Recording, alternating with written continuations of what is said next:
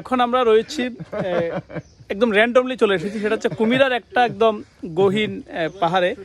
গহীন পাহাড়ও বলা যায় না আসলে, মানে মেইন রোড থেকে প্রায় হচ্ছে 2 থেকে 3 কিলোমিটার ভিতরে একটা পাহাড়ের ভিতরে এসেছি। এসে এরকম একটা মানে ঘর দেখতে পেয়েছি, পাহাড়ের মধ্যে কিন্তু ঘরটা দেখতে পেয়েছি।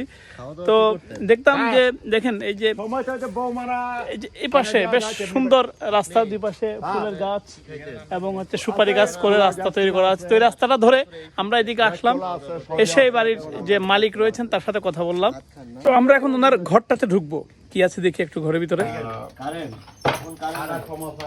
এই ঘরটিতে তিনি একা থাকেন, স্ত্রী মারা গেছেন 6 বছর আগে, সন্তানরা সবাই বাইরে। মা গালা বাবা এখন তুমি সুখের পথে, এখন কেন তুমি এখানে পাহাড়ে তুমি জায়গা হচ্ছে কিসের জন্য? আমাদের কাপনা করলে ভালো লাগে না। তো তোমার কি অভাব আছে এখন? না অভাব বলেছে দেশে ভাই করে তোমার দেখবেন 5 লাখ টাকা দেওয়া যায়, ভালো লাগে আপনার কাছে ভালো লাগে। আপনার বয়স হচ্ছে 68 বছর। চিনতে পারলাম না আপনাদেরকে।